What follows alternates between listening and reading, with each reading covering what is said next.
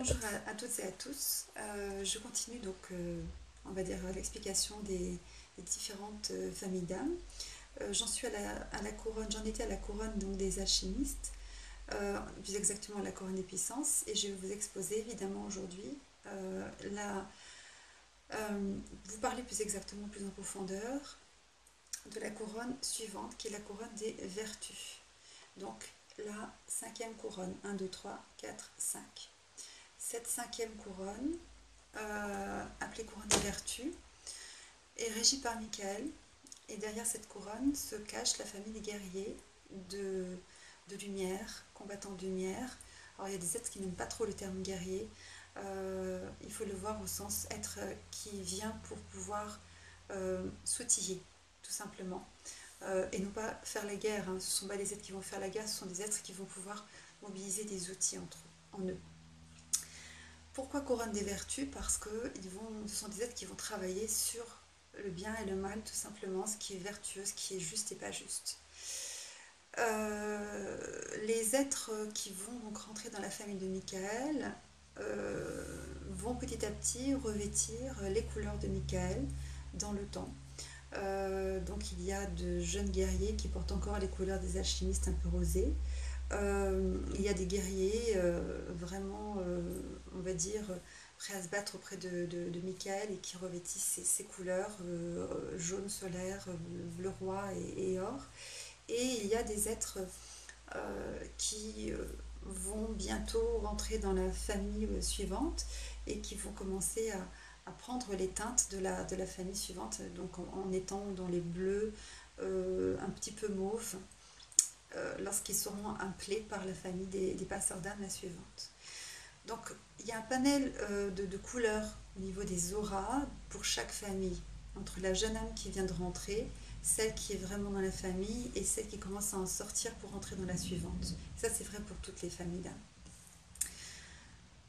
Les êtres qui sont proches de Michael vont être reliés à Michael par l'intermédiaire de deux cordons qui partent donc du plexus solaire et de la gorge. Tout simplement parce que Michael va nous faire travailler sur ces deux points-là. On va dire le chakra du plexus solaire et de la gorge. Alors, ces êtres ont 4 ailes depuis qu'ils sont, on va dire, des sens archangéliques, depuis qu'ils sont rentrés dans la couronne des archanges, la deuxième couronne de la représentation des deux gardes, la famille donc des guérisseurs, régie par Raphaël. Et donc, ils ont les voiles qui leur permettent de protéger ces deux points. Alors, ces deux points, il est essentiel de les activer. Michael va le faire tout simplement parce que un alchimiste ne va pas pouvoir travailler avec une carapace et on va dire une force incroyable acquise auprès de Michael pour pouvoir œuvrer et transmuter de façon outillée. Ça, c'est ce que vont faire les passeurs d'âme. Il faut donc qu'ils passent par Michael pour pouvoir travailler sur ces points-là, ces plans-là. Ce qui veut dire qu'avec Michael, l'alchimiste qui vient d'entrer dans la famille de Michael va commencer à travailler sur, on va dire, la parole, la force de la parole. Aussi sur la vérité, qui est un peu cachée derrière, ou on va dire qui est en arrière-fond. Des jeunes guerriers vont avoir pour mission d'intégrer des lignées et de travailler sur le déni. Ils vont venir pour dire la vérité, pour donner un coup de pied dans la fourmilière, pour lever le voile. Et on se dit, tiens, ça c'est pas spécialement une mission d'âme de guerrier. Eh bien si. Si, parce qu'ils viennent pour dire la vérité, que ça plaise ou non. Les alchimistes auront du mal à déplaire, ils ont envie de plaire, ils ont envie de faire plaisir, ils ont envie d'aimer, ils ont envie de s'oublier. Les guerriers, eh bien, on va leur faire comprendre que c'est bien de s'oublier, mais c'est pas spécialement ce qu'on leur demande. Ça, c'est typiquement humain, mais l'âme est là pour se respecter. Et en dehors du monde de l'incarnation, les âmes se respectent. Dans le monde de l'incarnation, lorsqu'on est on est pris par, on va dire, par un enthousiasme incroyable, on s'oublie parfois. Avec Michael, on va se recentrer. Michael va nous dire, allez, tu t'alignes, tu fais droit, tu vas travailler sur la vérité. Oui, mais si, la vérité. Bon, très bien. Donc on va commencer à asseoir aussi sa parole, à dire, à oser dire, alors qu'un alchimiste parfois n'osera pas dire. Un guerrier va oser dire. Et d'ailleurs parfois il va dire les choses sans, sans rondeur, alors qu'un alchimiste va faire le tour loin. Un guerrier, il va dire les choses cash. On lui dira d'ailleurs, tu ne mets pas forcément les formes, tu sais, tu pourrais parler autrement. Ça, un guerrier l'entend souvent. Et oui, parce qu'il est là pour cela. Il est là pour commencer à dire les choses justes. Justesse, éthique, ça ne veut pas dire dureté, ça veut dire être juste. Et parfois, dire la vérité, on dit très bien que toute vérité n'est pas bonne à entendre, dire la vérité, ce n'est pas forcément plaire à tout le monde, on est bien d'accord. Mais c'est la mission d'un guerrier. Autre mission du guerrier, ça va être donc, mis à part le fait de venir dire la vérité et de ne plus supporter le mensonge, ça c'est typique des guerriers, et bien de travailler sur le plexus solaire, autre point de reliance à Michael, et d'affronter le bien, le mal, de se battre, d'être aux premières lignes aussi.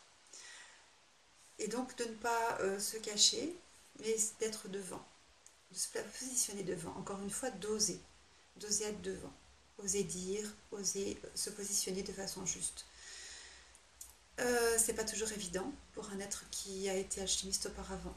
Donc Michael va lui dire voilà, tu vas, tu vas prendre cette mission-là. Je te propose de travailler sur ta capacité à te protéger. Allez. Et puis on va aller discerner le bien et le mal. Donc ce seront des vies, on va se confronter au bien, au mal. Et puis aussi à ce fameux libre arbitre qui est là. Alors qu'est-ce que tu choisis? Tu es libre, le bien, le mal. Tu sais ce qu'est le bien, ce qu'est le mal? Tu sais pas? Allez, viens, on va s'incarner, on va comprendre ensemble. Donc, on revient de cette incarnation. T'as compris ce qu'était le bien, ce qu'était le mal?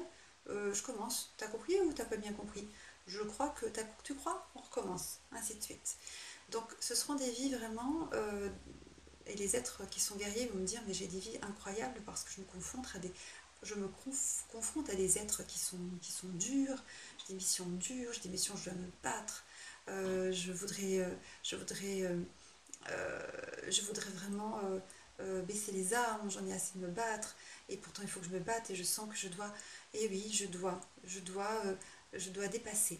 Je dois dépasser à travers ces obstacles et chercher au fond de moi ces ressources qui sont là, parce que Michael me nourrit de ces vibrations et je les ai.